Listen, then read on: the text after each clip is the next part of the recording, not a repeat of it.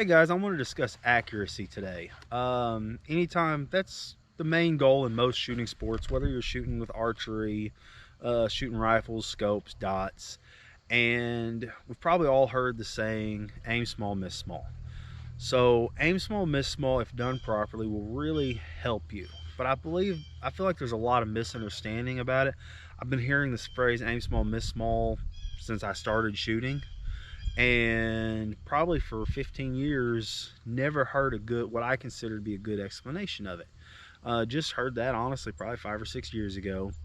uh, Typically when you aim small, miss small, I've got several different size and types of targets here, and I got my fake little crosshairs here, so I hope you can see that. So what tends to happen is when you're trying to shoot accurate, your crosshairs or your dot, if you're shooting a bow, whatever you've got, it's moving all around. All right, now I jerk the trigger. I'm up here moving all around. Bang, I jerk the trigger. And you're gonna have, you say, your average magazine's 10 rounds. All right, I got 7, 8 shots, maybe even 9. They're right in here, they're close. I got one way over here, one down here. Why am I having these flyers? So what you want to do when you're thinking aim small, miss small, the goal of what you want to do with your crosshairs, I'm going to call it floating. I don't know if there's an actual term for it. I call it floating. Your sight is going to float around.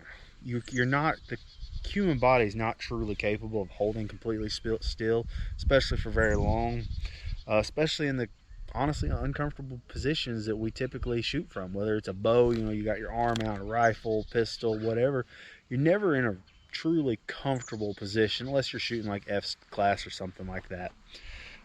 So holding this dot right here and keeping it right there, almost always virtually impossible.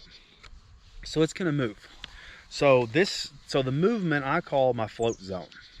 So what I want to do, and what your goal should be, is as it's moving around, is to get it to float smaller and smaller and smaller.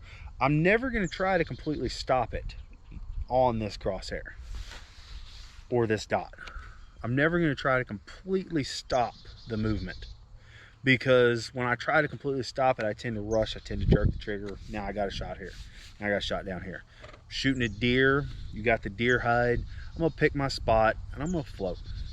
I tend to, when I'm shooting, especially on a deer, I tend to take a deep breath in, deep breath out, and when I get to the bottom, I try to get my float as small. Press the trigger. As I get to the bottom of my breath, I press the trigger and I try to keep my float zone, no matter what I'm aiming at, to where it's at its smallest and where I want it, at the bottom. It keeps me, if I'm not there, I just take another breath, but it keeps me from jerking the trigger. It's not always possible to take that long. A lot of, we do have time matches and stuff like that. That's what I tend to do anytime I have the time to do it. But what happens, the reason I got the different, we got our 1-inch circle here, our 3-inch. You notice this one has crosshairs. These have dots in the center. This doesn't. This is just a 1-inch circle. This is just a 3/4 inch dot. If I'm just getting started practicing, especially when I'm starting to practice floating smaller, I want something with this. It's a lot easier to try to float more accurately here. I'm trying to float around this center. Here, I'm trying to float around this, or right here, than it is to try to float. If I try to float too tight right here, I do the same thing as I do if I'm trying to hold still.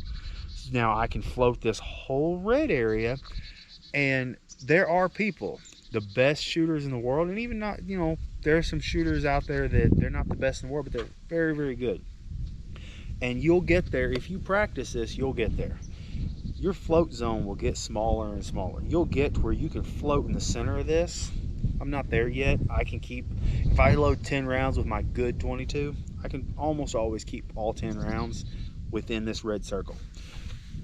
But I'm going to be a lot more accurate if I'm trying to keep all 10 rounds within this, or within this, simply because I have a smaller target to try to float around.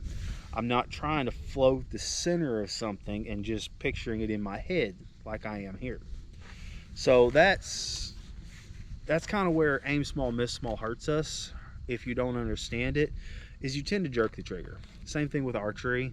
You know, you're on your 3D target, you're on your dot, and you're sitting there, you're moving. I'm there, I'm jerking the trigger. So if you got those pins, try to float it. Try to keep your pin, try to make it smaller.